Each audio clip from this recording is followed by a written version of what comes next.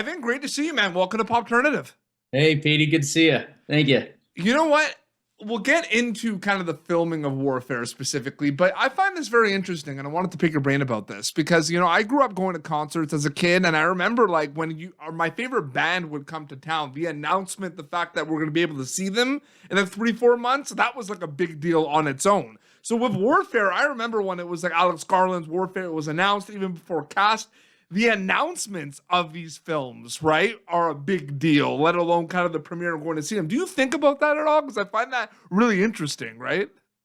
Yeah, I do. It's a wild roller coaster, man. As like a part of this process, you kind of get to celebrate it in multiple ways, Yeah. Yeah, and as a fan, I mean, I see things announced like, God, remember like Top Gun Maverick, for example? It was like Yes, that was announced like an and then announcement on like its own. filming it, and you get like little pieces of the puzzle and shots from on set, and then it's pushed for years, and and then it finally comes out. Yeah, but yeah, Warfare was the same way, for sure. Absolutely. People are going to be able to see it in a few weeks, April 11th in theaters, which is really exciting.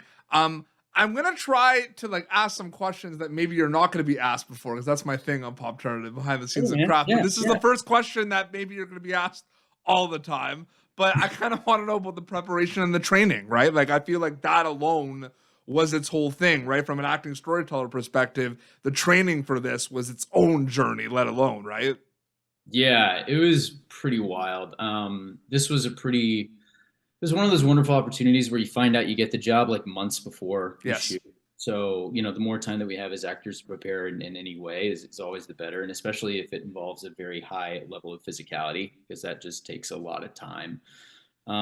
Yeah, so I found out about, I think it was like 3 months before production, that I was going to be a part of this project.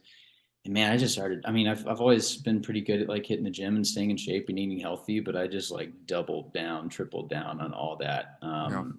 And yeah, I added about 25 pounds before showing up to set. And then yeah, part of the big training when we got to set, man, we had a boot camp for 3 weeks when we got to London. And I mean, it's an actor boot camp, first of all. Obviously, nothing like what the real guys went through. We're getting to enjoy like a cappuccino between playing, pretend here. But yeah, the guy leading the boot camp was Ray Mendoza. I mean, that guy was a Navy SEAL himself. We're telling his story, this one experience that he went through, and he was also a BUDS instructor. So he was helping train Navy SEALs for many years, and yeah, it was pretty. It's pretty intimidating showing up on set and knowing that's what you're walking into. Absolutely. And I do find it interesting as well, right? Because people even see it from, the trailers. There's going to be specific kind of scenes in this movie that are big monumental scenes, right? That have a lot of kind of like tension and, silence and everything. And a lot of, the audience is kind of dialed in to see what's going to happen and everything. Some of those scenes, I feel like when you're reading the script or preparing, feel a lot bigger scale than other scenes, right? Like the combat scene specifically. Was there specific kind of mindsets or preparation you had to go to through for certain scenes, or do they feel like all one big thing filming Warfare? Because I feel like sometimes you see a scene in a movie, you're like, wow, like I feel like the preparation for that was a movie on its own, right? Right. Yeah, like one massive long take fight scene. Thing. Exactly, And you hear exactly. you hear how Game of Thrones or something like shot that one battle over 3 months or something something crazy like that. Yeah, no, in this, honestly, this whole movie it's told in real time. Yep. So that 93 minutes, whatever it is like a 93-minute, like, there's a little bit of a kind of night before Hmm. at the very beginning, but then like the rest of the film is told in one, not one take, but just told in real time. So Yeah. I think it's more the latter of what you're explaining. It's really just like preparation for one big scene. It's kind of Yeah. like,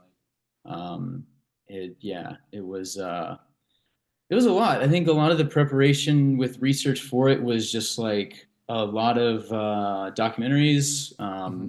Our goal was authenticity with this. We're each one of us is playing like a real person.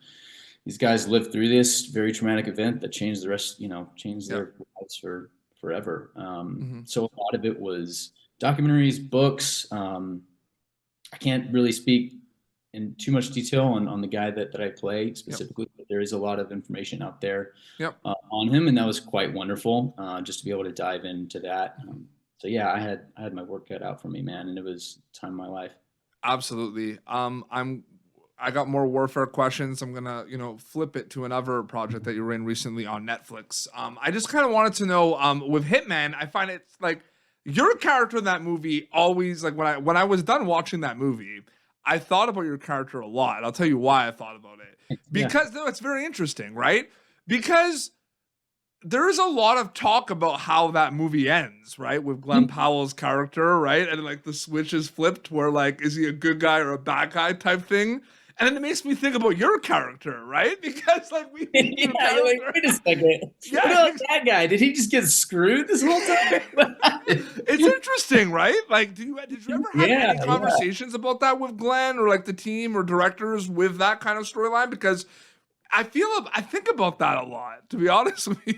Yeah, I mean, that was such a fun. No, that's a really good question, and yeah, we did. We dove into that quite a bit. I think, like any good piece of art, like it's great that it opens up conversation and starts those kind of questions, right? Yeah. I think a lot of people can think, myself included, have fallen into the trap of thinking that a lot of things in life and moralistically, relationshiply, with the relationships and stuff, it can be very black and white, and that's never the question. There's always like levels of gray within ourselves, within everything around us.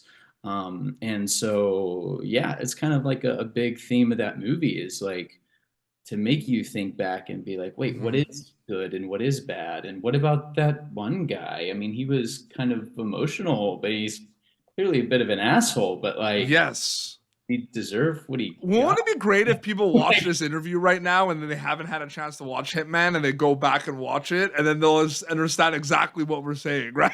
Yeah. Well, hey, it's a good rewatch. I've seen it a few times. I mean, I just enjoy that movie just for. No, I was conflicted as an audience member at the end of that movie. I'm like, what am what am I supposed to think about this guy right now? You know what I mean? Like, yeah. So, and to further that conversation, like I had a lot of conversations with Richard Linklater on it, and I think like, man, I'm so grateful that he gave me that opportunity to play that role because that was the first time I got a chance to have like a bit of like a linchpin moment in a script where you're controlling like the relationship, the responsibility you have like for the story as a whole is like a lot bigger. But yeah, for that one, it was, I think I had like a more of an emotional take, if you remember, like in a diner scene, right? And what he's saying, like in the script, it wasn't saying that he was crying or anything like that, but it's just like what I personally connected with was the subtext, within that.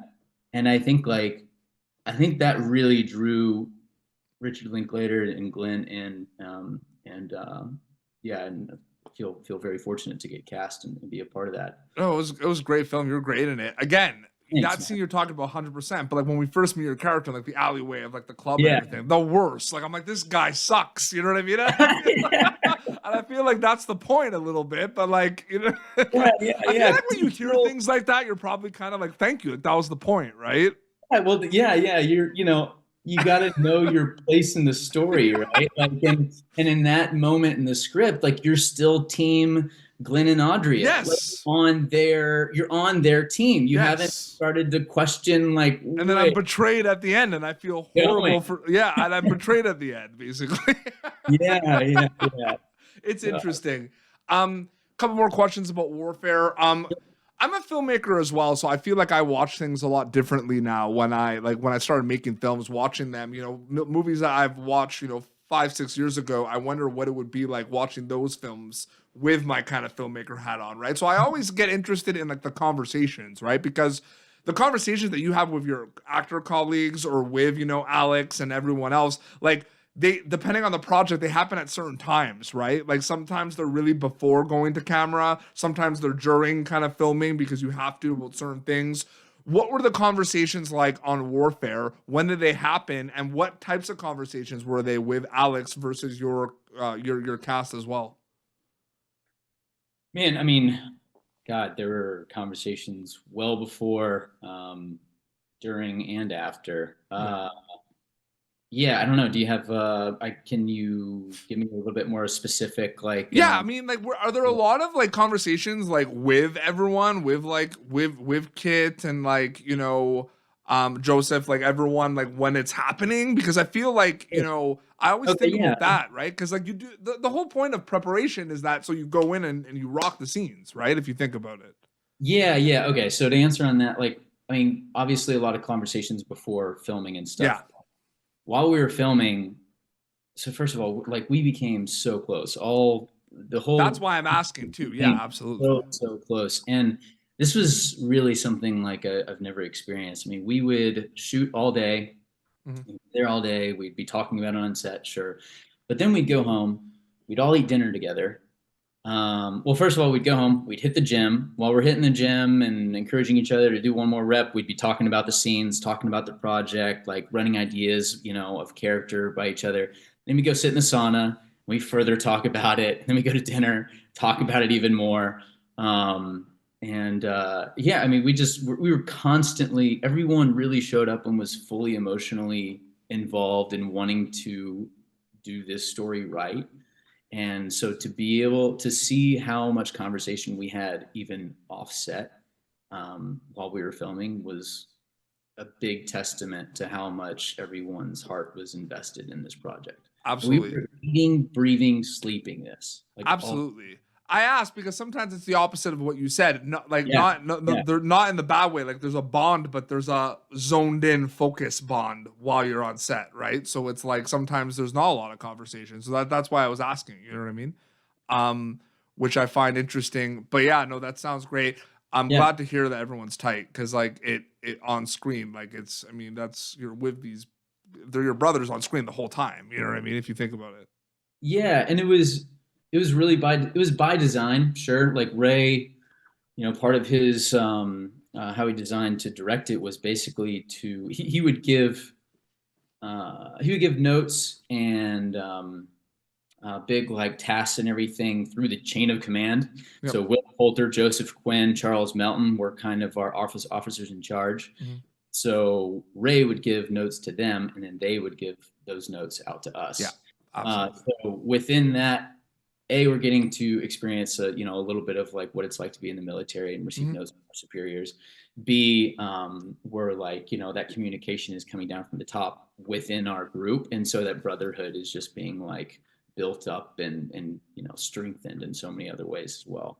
Absolutely. That's so well said. And April 11th, Warfare, A24's Warfare is going to be in theaters. They're going to check that out. Evan, so great chatting with you, man. Thanks so much for your time. Hey, thank you for having me, man. It was an honor. Appreciate Oh, it. I appreciate you saying that. Well, this has been Popternative, youtube.com/Popturn for previous episodes. You can, of course, catch Evan Holtzman in Warfare, A24's Warfare in theaters April 11th. Until next time, this is Evan and Peter Beats signing off. Thank you for tuning in to Popternative.